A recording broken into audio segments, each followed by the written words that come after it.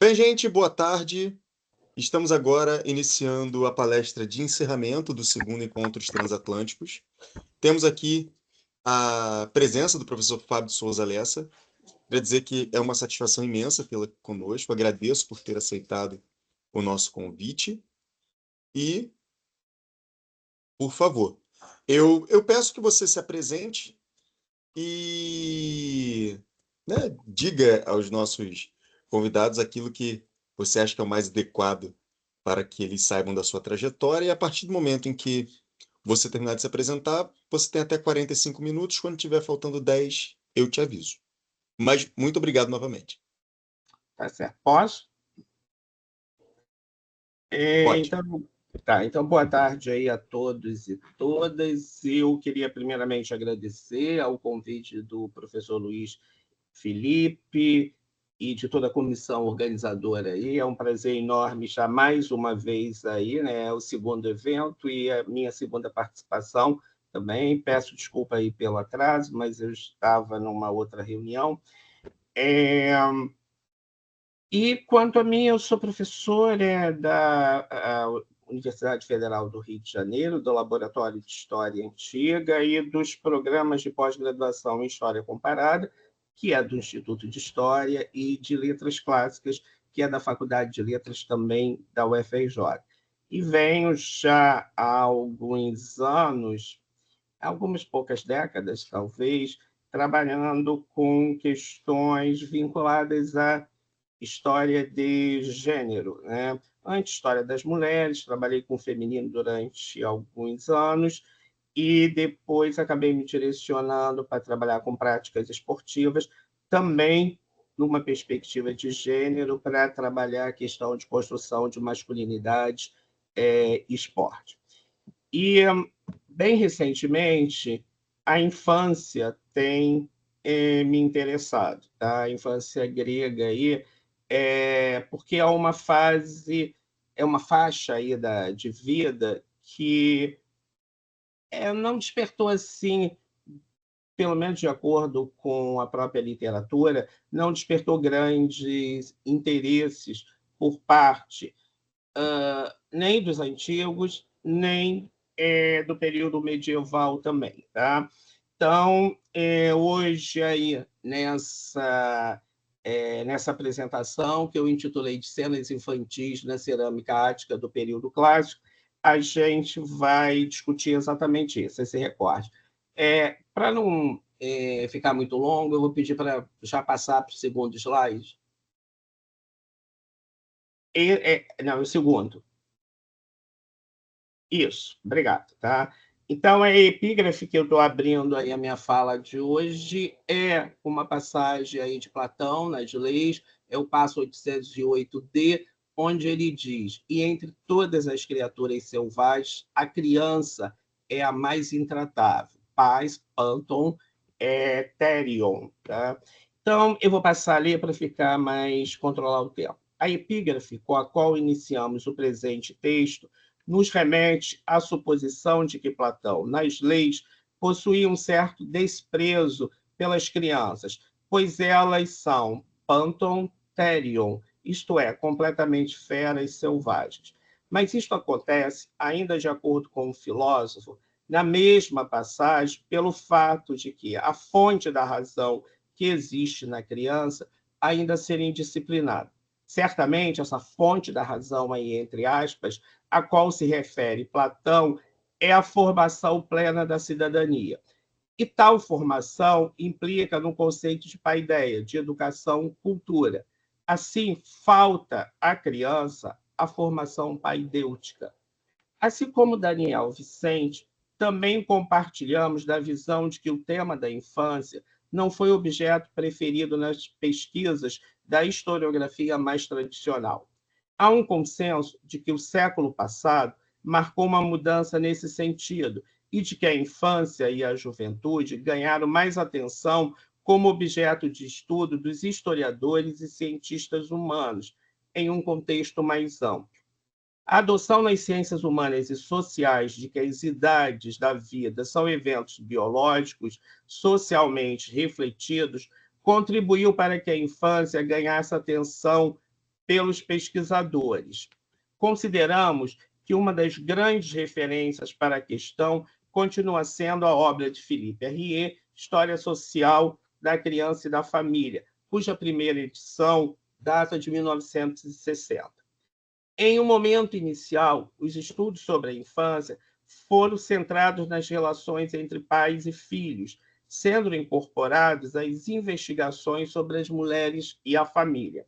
As crianças passam, assim, a ser consideradas como objeto passivo dentro das estruturas familiares e sociais. A década de 1960 propiciou a aderência dos estudos sobre a infância aos de gênero. Os trabalhos mais recentes, publicados nas décadas iniciais do século atual, têm incidido na percepção das crianças enquanto tais e não como não adulto, entre aspas, aí. A ênfase dá nas suas características próprias, com identidades socioculturais determinadas. No que diz respeito ao mundo antigo, a situação não é tão diferente. A historiografia acabou por relegar as crianças e as mulheres ao plano secundário. Inicialmente, observamos que houve uma reprodução da visão predominante na documentação que equiparava crianças às mulheres e aos escravos, como encontramos com clareza em Platão, na República, e no passo 431c, em Aristóteles, na Política, 1260a. Porém, não podemos deixar de lembrar que, ao contrário das mulheres e dos escravos, a condição inerente à infância é temporária. Ou ainda, limitar a infância à fragilidade física e psíquica. Em Homero, vemos Telêmaco com dificuldades para lidar com adultos e opondo a maturidade consolidada pela paideia à sua anterior fase de criança. Vejamos, abre aspas, que ninguém nesta casa ostente comportamento vergonhosos, pois agora vejo e apercebo-me de todas as coisas, tanto as boas como as más. Antes não passava de uma criança, que aí o termo é népios aqui, tá? Fecha aspas. A infância não é propriamente o período que mais se destaca na produção historiográfica contemporânea sobre o mundo antigo. Porém, dentre os trabalhos dedicados a essa fase, o de Mark Golden se singulariza. Na década de 1990, ele propôs refletir sobre a vida pública e privada das crianças atenienses de 500 a 300 a.C. Interpretando documentos de naturezas diversificadas, literárias e arqueológicas, o helenista discute a maneira como os atenienses compreendiam as especificidades das crianças e apresenta aspectos plurais de seu cotidiano. O autor mapeia os diversos conceitos helênicos utilizados para delinear as fases da vida masculina. Tá? Em virtude da quase ausência de referências meninas, iremos nos concentrar nos grupos masculinos. Aí ele vai elencar, e não vou cansar vocês com isso, mas o termo mais comum para designar criança é pais, tá? Esse é o vocábulo mais utilizado. Seu sentido se encontra associado a uma ideia de parentesco filial, e sendo comum aos dois gêneros, costuma ser vertido para filho ou filha. É frequentemente evocado para se referir à genealogia de determinada personagem ou sujeito. A esse debate, acrescentamos ainda o termo népios, que foi mencionado lá na passagem de Homero, que pode definir a condição de ser criança em função da fala, ainda que a etimologia não seja bem assentada nos dicionários. É importante ressaltar que os autores gregos nos ofereceram, no que se refere à distinção entre etapas da vida humana, diversas nomenclaturas que nem sempre são esclarecedoras ou mesmo coerentes. O que, de fato, verificamos é que não há um termo específico para determinar a infância entre os helenos antigos. Cabe enfatizar que, mesmo diante dessa indefinição, houve uma busca por uma sistematização de uma distinção acerca das etapas da existência humana. Solon apresenta as idades da vida humana da seguinte forma, e aí é interessante observar, eu vou ler para vocês e vou parando para chamar a atenção. Então, a primeira fase para Solon é de 1 a 7 anos. Ele diz o seguinte: a criança, menino ainda de tenra idade, a barreira dos dentes que lhe nascera muda pela primeira vez em 7 anos. Então, na primeira fase aí da nossa vida, o que caracteriza é um fato aí biológico, que é a mudança de dentes, é a dentição aí. Agora, de 8 a 14 anos, tem uma nova mudança. Quando a divindade leva ao seu termo um novo ciclo de 7, revelam-se os indícios da puberdade a despontar. Então, de 8 a 14 anos, segundo o Solon, o que a gente tem é a puberdade. Dos 15 aos 21, ele vai dizer, no terceiro, quando os membros ainda crescem, o queixo cobre-se de penugem e muda-se a flor da idade, quer dizer, de forma intensiva aí. Então, dos 15, segundo ele, aos 21, a gente tem o nascimento da barba e dos pelos no corpo pubianos, tá? Eu diria até que isso acontece num estágio até anterior. No quarto ciclo, quer dizer, até os 28 anos, cada um atinge o cume do seu vigor, que os homens consideram o topo da virtude. Tá? Então, a gente já tem a maturidade. E, a partir de então, vocês vão ver que nessa nomenclatura dele, ele muda o referencial. Se antes era biológico, agora é virtude. Tá?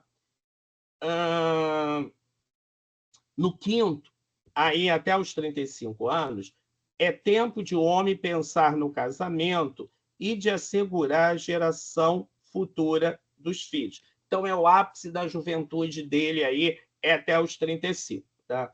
No sexto, que vai até os 42, para tudo está preparado o espírito do homem, e já não deseja, como antes, praticar ações reprováveis.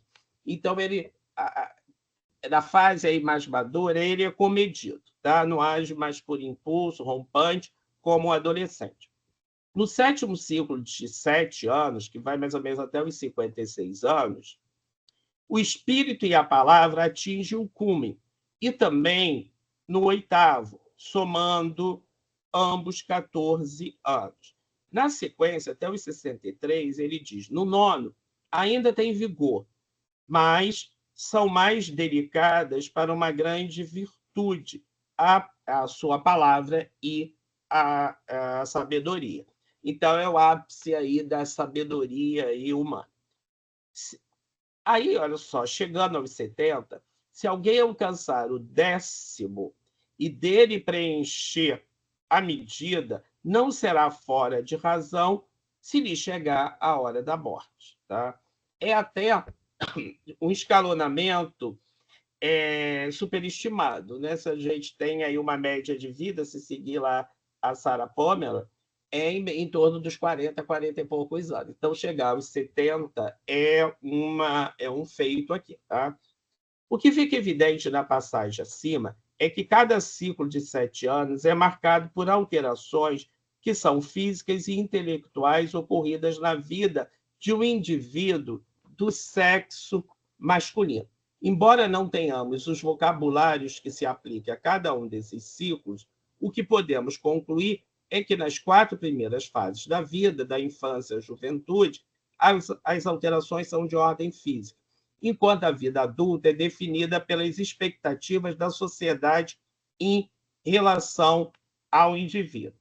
Vale mencionar que contamos ainda com o esquema das idades da vida fornecido por Hipócrates e transmitido por Filon de Alexandria, século I a.C.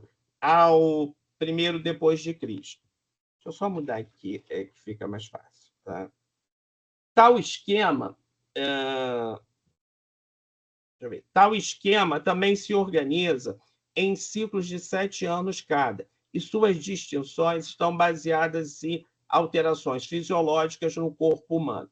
De qualquer forma, a infância pode ser concebida, assim como Philippe Herrier afirma para o período medieval, como um período de transição que seria ultrapassado e cuja lembrança seria perdida. No caso do mundo antigo grego, esse período de transição conduz, se nos restringirmos ao masculino, ao cidadão pleno. E, para tal, a paideia se torna instrumento relevante. Na República, Platão afirma que os homens, se tiverem sido bem educados e se tornarem homens comedidos, facilmente perceberão tudo isto, assim como outras questões que, de momento, deixaremos à margem. Aristóteles, na Ética Nicômaco, reforça a mesma questão quando enfatiza que as crianças podem se perder na intemperança se não forem educadas na razão. Etimologicamente, aí a questão da paideia, eu vou saltar aqui, mas etimologicamente ela vem de paz e significa aí educação e cultura. Neste texto, iremos nos concentrar na fase anterior da aquisição da paideia formal pelas crianças, ou ainda no ambiente do gineceu, junto de suas mães e amas. Até os 7 anos, os meninos atenienses e espartanos permaneciam vivenciando a sua infância no contexto doméstico. Após essa idade, a educação, conjuntamente com a participação em rituais religiosos, se tornava um dos principais agentes de socialização e maturação dos jovens. No que diz respeito à educação doméstica, Platão reconhece a importância das mulheres nesse processo, inclusive impondo ações às crianças desobedientes. O personagem Protágoras, em diálogo homônimo, reforça que, abre aspas, Protágoras 325D, começando de pouquinho, desde pequeno, enquanto vive a criança instruída nesse sentido. Desde que ela compreende o que se lhe diz, no caso a mãe, a ama, o preceptor e o próprio pai, conjuga esforços para que o menino se desenvolva da melhor maneira possível. Se ele obedece, muito bem. Caso contrário, como fazemos com as árvores inclinadas e contorcidas, são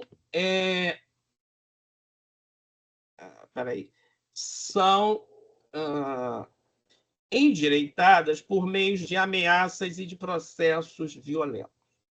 Passemos à interpretação de 2 imagens pintadas em suporte cerâmico. Aí você pode colocar já a próxima, que aí eles já vão vendo. Pode dar mais um clique aí, Fernando, por favor. Isso. Como já dito, as temáticas que enfatizam o ambiente doméstico e o cotidiano infantil das brincadeiras e dos jogos, tá? Não nos esqueçamos de que o laço estreito que une mãe e filhos é sugerido de várias formas pelos artistas gregos.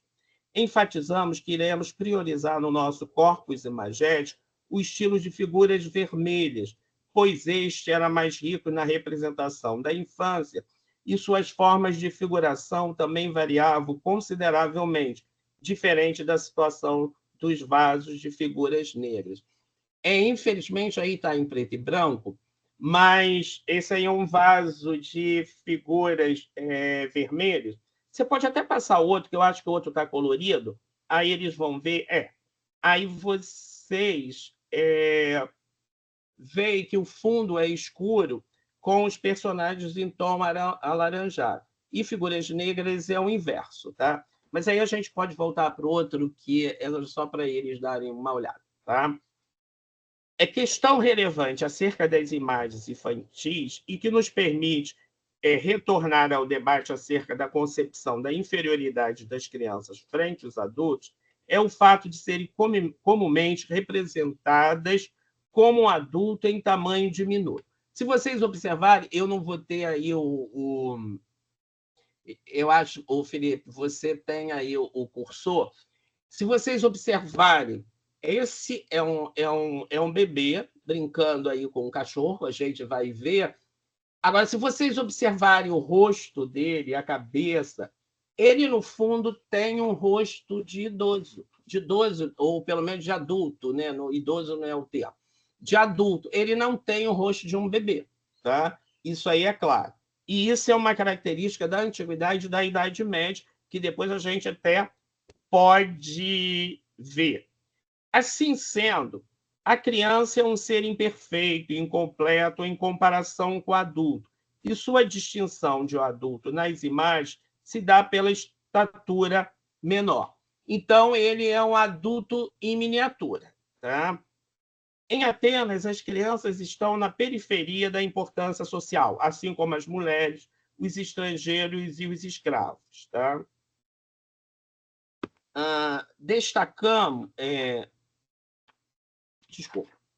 Vale ressaltar que o repertório imagético sobre a infância no mundo grego, assim como mencionado por Joe Walkley, colabora para o aumento de informações sobre os primeiros anos das crianças atenienses do período clássico, que são séculos aí, quinto e quarto antes de Cristo, e sobre o seu cotidiano.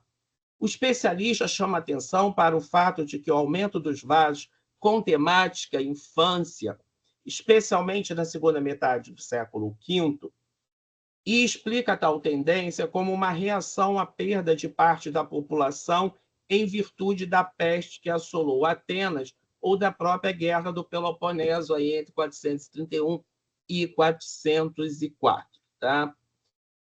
Agora eu vou começar a analisar melhor com vocês. Passemos à análise das imagens que selecionamos.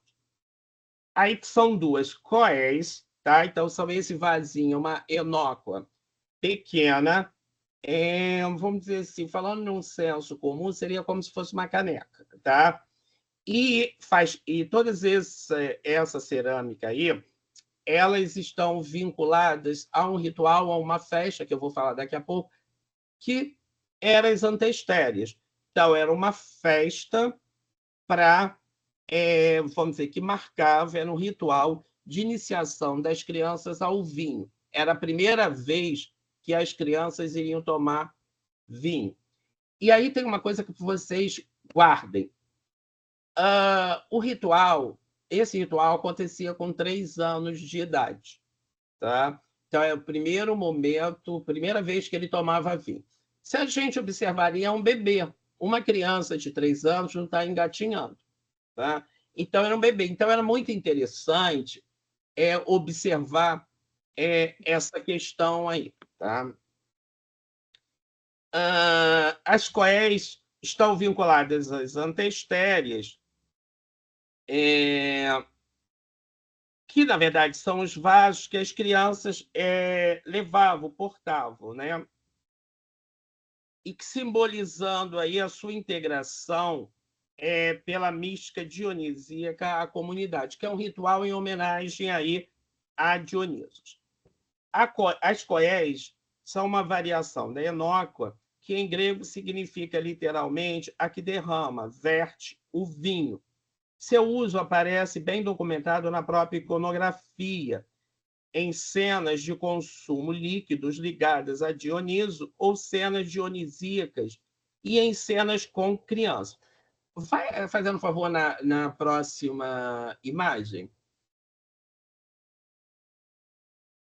Olha só, o vaso, na verdade, aí faz parte aí de um conjunto de coés e a gente tem 2 coés representadas, ó, uma ao lado de cada criança, estão atrás dele, tá? Uma está em cima de um banquinho, de uma mesinha, e a outra está no chão. Eu não sei, é isso, é essa, e a outra atrás dele aqui, tá? Então é isso que eu estou dizendo para vocês. Agora volta fazendo um favor para lá, tá? Desculpa. As coéis foram fabricadas em grande quantidade no último quartel do século V, estando destinadas para servir o vinho. O repertório que normalmente as decorava era fixo. Crianças aí gatear nuas, portando amuletos ou sentadas Eu vou ficar devendo para vocês, mas eu vejo aqui e mostro daqui a pouco pela câmera. Normalmente as crianças vêm sentadas na cela cacatória. E o que é a cela cacatória? Eu vou mostrar para vocês daqui a pouco. A cela cacatória é uma espécie de uma cadeirinha onde as crianças ficam sentadas e ficam presas pelas pernas. Como a gente tem hoje nas nossas crianças para almoçar, comer, essa coisa toda. Só que a deles era um pouco diferente. Eu vou mostrar daqui a pouco, tá? Então, a gente vai ter crianças a engatear nuas, portando amuletos, sentadas na cela cacatória. Aqui, olha, não sei se você consegue aí visualizar, Felipe, mas vocês veem aí com clareza, ele tem um amuleto, tá? No torso. Isso aí é um signo apotropaico. É meio parecido com as nossas vós, né? Que tinha toda uma crença de mal olhado, para evitar mal olhado nas crianças, tá? Ou animais de estimação, como essa cena aí tem um cachorro, ele está brincando com um cachorro, tá? A Eva Kills destaca que em algumas cerâmicas os meninos são representados jogando, acompanhados de seus animais de estimação. Que animais são mais frequentes? Cães, gatos e pássaros. Tá? Seu brinquedo favorito parece ter sido o carrinho de puxar. Você passa lá para outra, fazendo um favor? A gente vai fazer esse, que eu acho que fica melhor. Aí vocês estão vendo 2 carrinhos de puxar, cada um está com um carrinho. A gente chama, em inglês se chama go-kart. E a gente tem no Brasil, eu não sei se ainda tem, mas nas feiras livres, de vez em quando as crianças tinham para vender uns carrinhos de madeira, às vezes uma borboleta, e as crianças, e tem uma haste, e as crianças vão empurrando. Às vezes elas batem, quando é borboleta, bate as asas e faz barulho aí para as crianças, tá? Porém, na maioria das imagens, as crianças são mostradas em atividades que as preparavam para as funções especificamente masculinas que tomarão parte nas suas vidas futuras. Em várias delas, temos os meninos com idade suficiente para andar engatinhando. Então, se voltar para a anterior, por exemplo, aí tem um cachorro. A gente depois vai falar um pouquinho do cachorro, mas o cachorro está vinculado à caça. É um animal que sempre acompanha o homem na caça. Então, nessa imagem, a gente tem uma criança no centro engateando em direção ao cachorro. A interação entre a criança e o animal doméstico é uma referência clara ao universo intimista do gineceu e também ao âmbito masculino, pois o cão acompanhava o cidadão nas atividades de caça, por exemplo. Tá? Destacamos que nos poemas homéricos, testemunhos mais antigos da presença dos cães, eles são descritos como ferozes no limite do selvagem, mas também às voltas dos humanos. Isso é na Ilíada, tá? Será no século V, contudo, que a mudança... Será no século V, contudo, que a mudança progressiva no papel dos cães como quase amigos dos homens, a melhor amigo do homem, aparecerá na documentação.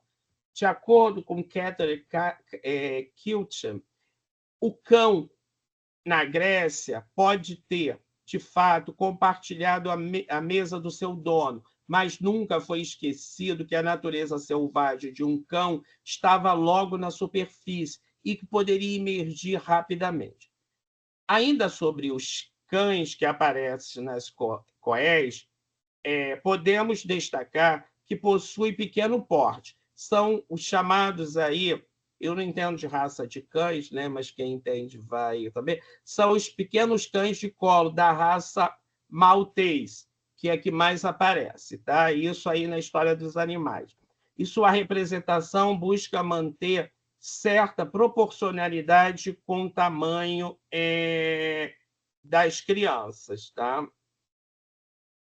Então, os cães malteses eram levados por toda parte, até mesmo aos banhos públicos, às academias, quer dizer, os ginásios, eram encorajados, inclusive, a dividir as camas de seus donos à noite.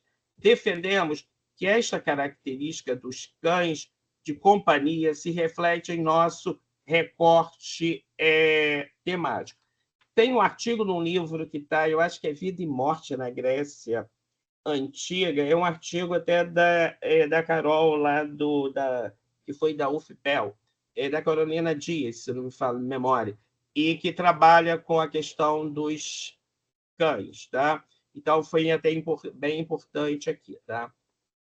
A próxima, a gente já pode até pensar na próxima imagem. Então, fechando aí, então a gente já sabe que o cordão lá é um símbolo apotropaico e os brinquedos eram normalmente feitos em casa. Tá? Contamos com indícios arqueológicos de miniatura de cavalos, os tipos de brinquedos, com rodas, barcos, peões, chocalhos e bonecas com os membros móveis, além de bonecas e animais de pano. Outro brinquedo que é frequente é o ioiô. Tá? Na cena seguinte, que é essa, temos dois meninos brincando. O da direita se encontra sentado no chão e estende a sua mão direita para receber um cacho de uvas que o outro menino, de pé à esquerda, lhe oferece. Aí esse signo liga claramente às antestérias, ao vinho e a Dionisos. Tá? Cada um usa uma coroa de lã na cabeça e o costumeiro cordão apotropaico cruzado no dorso. O que está sentado aí dá para ver direitinho, tá? O de pé não. Mas também dá para ver lá a fita, a coroa que eles usam. Tá?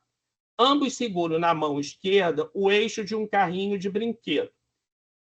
No carrinho à esquerda está o menor. Quando eu disse que era uma mesa, desculpa, tá? É um carrinho. Tá?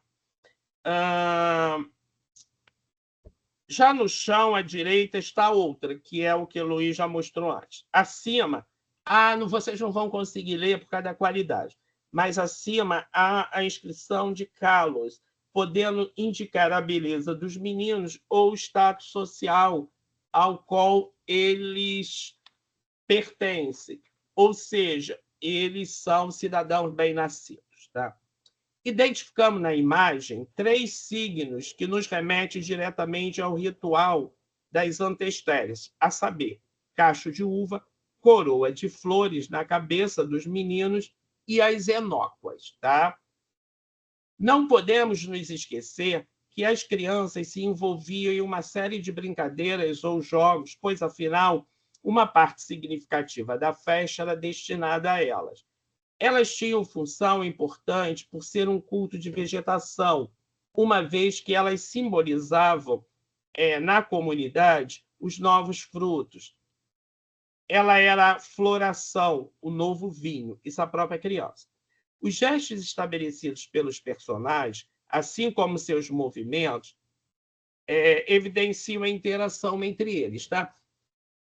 A gente nunca vai saber, obviamente, o que eles estão conversando e tudo mais.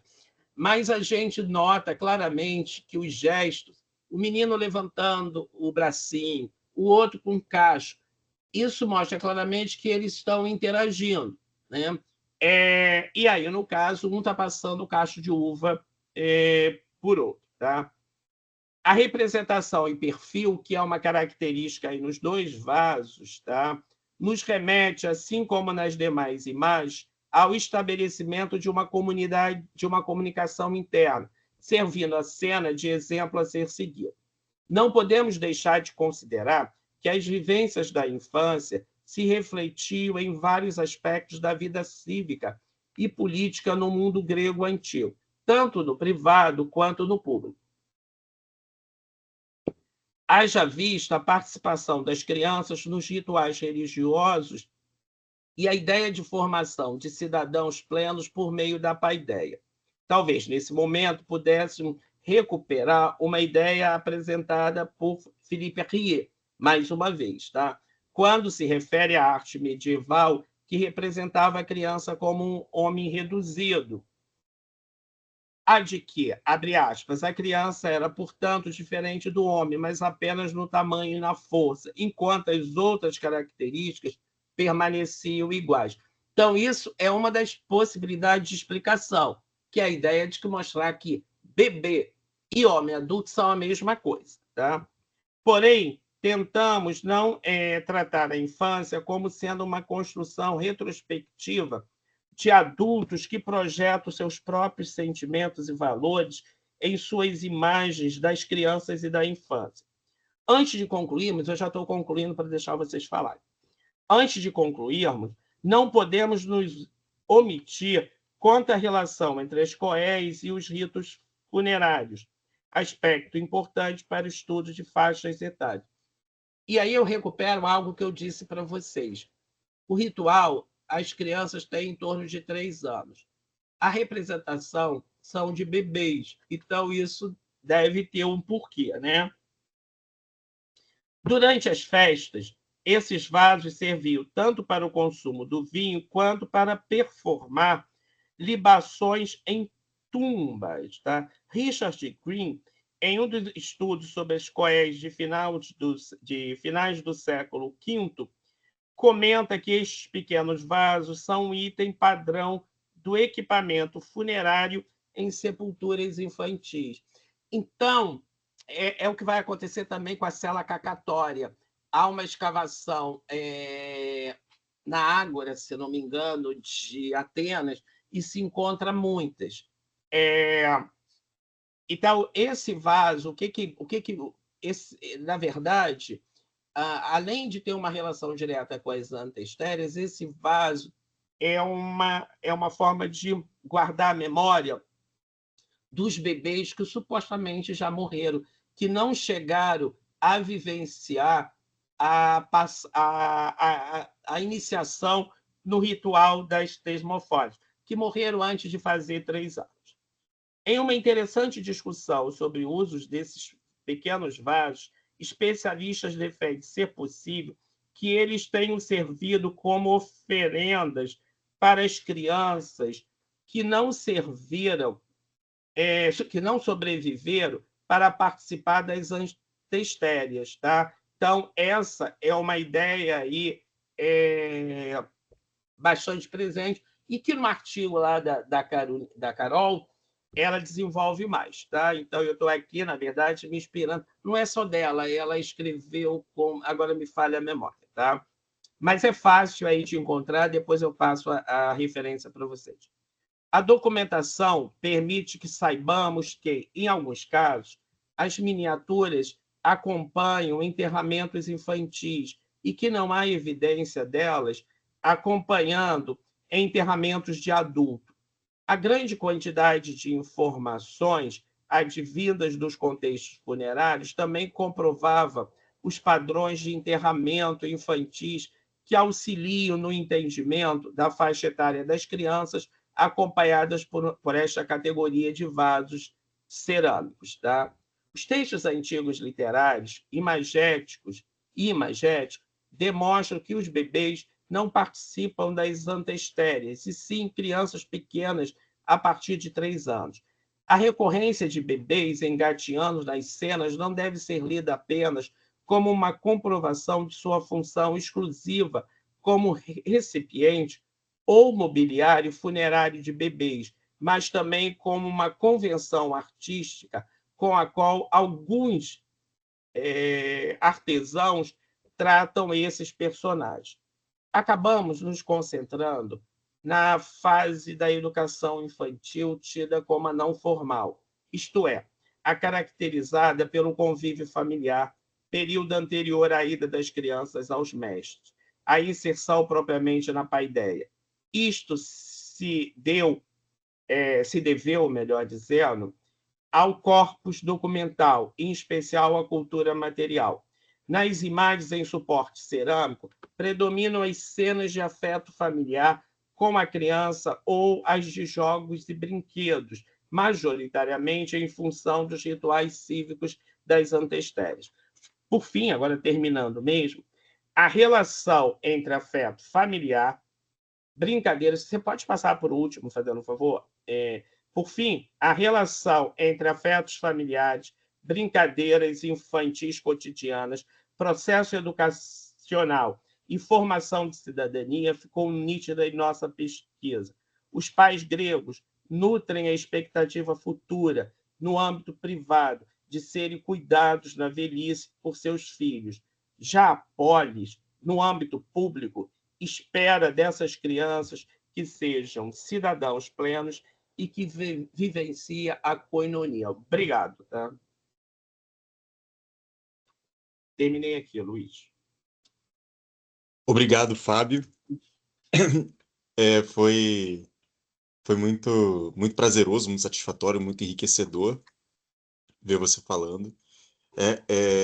E reitero, é uma fala que eu tive mais cedo. É muito bom quando nós conseguimos perceber a satisfação que a pessoa tem ao tratar, né, dos temas que apresenta. E você é uma das pessoas que eu consigo perceber essa satisfação, sobretudo ao analisar imagens. Você faz isso com uma facilidade que eu ainda tenho que amadurecer muito para me aproximar. Então, muito obrigado, foi enriquecedor demais. Alguém tem alguma pergunta para o Eu que professor Fábio? agradeço. Nada, pelo contrário. Eu que agradeço você ter aceitado. Mas alguém tem alguma pergunta? Não? Então eu tenho uma breve questão. Fábio, será que, e aí é óbvio que, né, se não tivermos uma resposta é completamente plausível, mas será que essa questão da representação da face das crianças com um modelo adulto não seria em virtude da própria técnica utilizada para a pintura? Olha só, também pode ser. Tem várias. Eu ainda não tenho uma explicação, uma hipótese, melhor dizendo, clara sobre isso. Tá? O que tem predominado é a ideia de que isso demonstra um certo, uma certa desconsideração com esse segmento social. Tá? Então, as crianças não, como eu disse lá no decorrer, as crianças não despertaram grande interesse aí, tanto dos pintores quanto dos poetas aí, da literatura como um todo. Tá? Isso é uma possibilidade. Tem a questão também, até na quarta-feira estava lá em Vitória e a gente estava falando sobre afetos femininos, né? E tem a questão, só fazendo um parênteses, a gente vai voltar para lá, porque é muito presente a ama. E uma das explicações é que as mães tentam manter um certo distanciamento inicial dos bebês por causa da alta mortalidade. Então, a taxa é alta, né? Então, é uma forma de você se preservar, você manter. E aí a gente volta. O que isso tem a ver? É que esse adulto em miniatura também pode ser uma referência a isso, tá? A outra coisa que até foi levantado um dia desse era o fato do. Essa eu acho que não, eu acho que carece até de ser mais firme aí, né? Mais satisfatório, mas que o pintor carecia de modelos, né? Porque as crianças não ficariam, né? Ele não teria. Mas e por que eu acho que essa é meio frágil? Porque, obviamente, o pintor, o artesão, conhece criança e vê criança com uma certa frequência. Ele não precisaria, por exemplo, de um modelo vivo lá, paradinho, né? Então, tem isso. A outra explicação é o que você coloca, né? Porque assim, porque a gente idealiza muito, né? O que a gente estuda de mundo antigo, lá na sala de aula, na graduação e tudo mais, e nas nossas pesquisas é muito idealizado, né? Então, a gente parte do princípio que toda cerâmica grega é maravilhosa, perfeita, que todo pintor, porque é grego, é perfeito, não sei o quê. E tinha pintores bons e pintores ruins no mundo antigo, na Idade Média, no moderno, no contemporâneo, no Brasil e tudo quanto é lugar, né? Então, tem essa questão também. Pode ser uma limitação técnica, né? Agora, o que chama atenção é que nesse corpus que eu ainda estou levantando, é, isso é uma constante, não tem nenhuma criança com cara de criança, de bebê. Todos têm cara de a face aí de adultos, né? E tem um corpus grande, né? Não, a criança aparece com frequência, porque a criança aparece nessas cenas que eu mostrei para vocês de antestérias. As crianças aparecem nas cenas do gineceu com a mãe, quando querem falar de maternidade. A criança aparece nas cenas de partida, quando o guerreiro vai para a guerra, ele se despede da família e se despede das crianças. É um dos momentos mais bonitos, talvez, da Ilíada, é quando Heitor se despede do filho, né? Ele chega armado, o filho se assusta, né? Por causa que aquilo também mostra o susto do filho, que aquilo também não é comum, né? Não é, ele não vive com elmo, escudo, lança, o filho se assusta. E o diálogo que ele tem com o filho, essa coisa toda, é muito interessante, é muito bonito, né? Então, a criança vai estar aí frequente, né? Então, tem essas possibilidades. Ainda é um estudo que eu quero trabalhar com crianças, mas eu preciso terminar a pesquisa atual, então é alguma coisa que eu devo me dedicar lá para 2026, 27, não agora, ainda tem que terminar, mas que tem me instigado, né? E até eu escolhi esse epígrafe porque ela é forte, né? Platão diz que é o ser mais intratável é uma criança, que as crianças são horrorosas, né? E o próprio Aristóteles também vai dizer isso, né? Que criança é um ser não domesticado, né? Então, porque tem a ver com a paideia formal também, né? Ela não aprendeu ainda a paideia, então ela estaria na esfera da selvageria, tá? Mas também uma das possibilidades é essa que você levantou, Luiz. Não, desculpa, eu até retomar essa questão, porque me impressiona verificar que nós temos artesãos, é óbvio que em suportes distintos, mas que fazem camafeus, né, com uma precisão, no que tange as feições e num tamanho tão pequeno. Então, por que que talvez, né, eles não quisessem então fazer com maior realidade a feição de uma criança? De fato, o que você levantou de que não havia o interesse, talvez seja uma hipótese bastante plausível, né? Não é algo que necessariamente vá ter um público consumidor tão alto como teria com outro tipo de representação, de outro tipo de faixa etária. É, é. Obrigado. Não, eu estou tentando ver aqui se eu acho um arquivo que tem uma cela cacatória, que aí eu mando para você e você projeta aí. Deixa eu ver aqui.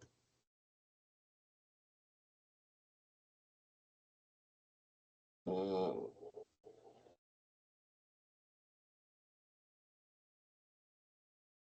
pior que eu não estou conseguindo achar. Eu vou ficar devendo isso. Eu tenho em algum lugar um arquivo, Você mas eu. lembra o nome em inglês?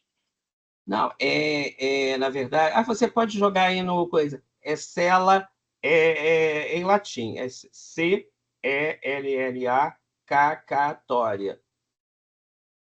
Que vai aparecer aí no Google, vai aparecer as cadeirinhas aí. Já apareceu?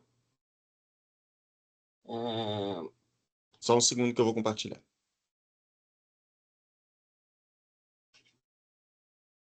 É exatamente isso. A pena que não tem uma com. Porque tem uma que eles colocam as crianças. Ah, olha só, essa aí é clássica, né? Com os dois bebês. Aqui são bebês mesmo, né? Porque são contemporâneos, né?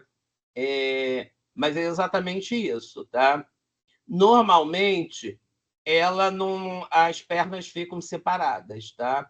Tem dois furinhos e que ela coloca a perna. Vê se tem outra aí, fazendo um favor, e tem os dois furos. Não, todas elas são abertas. Ah, tem uma ali, olha só. Essa aqui, ó. Tem uma. é, Tem uma coés ali, ó, na verdade, cos, né, que é singular, bem aqui no meio da. Que aí vocês estão vendo, do lado dessa imagem colorida com os dois pássaros aqui, as duas aves, vocês têm claramente, ó. Mais uma vez o brinquedo aparece, tá? E ele está segurando um chocalho. Ele segura um chocalho. E aparece a Enoco, olha lá. Mais uma referência a Antestério. Então, nos COEs, vai ser normalmente isso. São os brinquedos. E os brinquedos, quando você vê a lista, são muito semelhantes ao nosso. Então, para as meninas, são bonecas de pano e bonecas móveis, que mexem de madeira. São brinquedos como o nosso também, que reproduz o que se espera das meninas, né? Objetos de cuidar da casa, essa coisa toda. Que eu me lembro na época que era criança, era isso que as meninas ganhavam. Era uma cozinha, era não sei mais o que, tudo isso, né?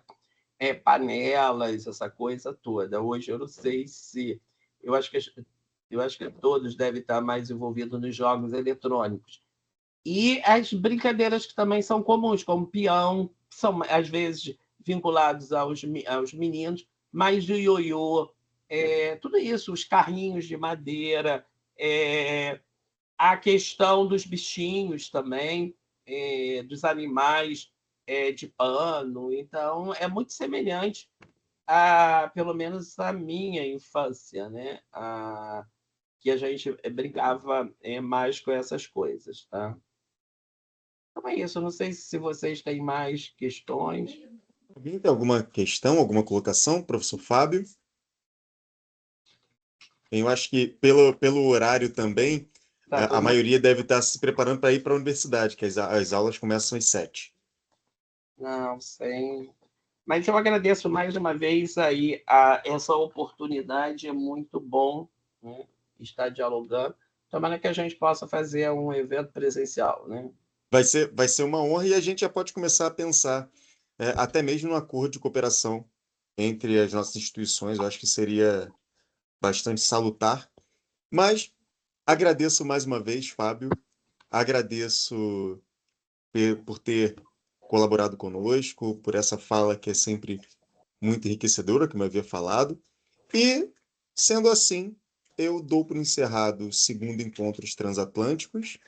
Agradeço a todas as pessoas que se fizeram presentes, cada qual no seu horário, de acordo com a sua disponibilidade, e que tenhamos outras oportunidades como essa. Então, estou parando a gravação e agradeço imensamente pelo envolvimento de todos vocês. Muito obrigado. Tchau, gente. Tchau, tchau. Obrigado. Vamos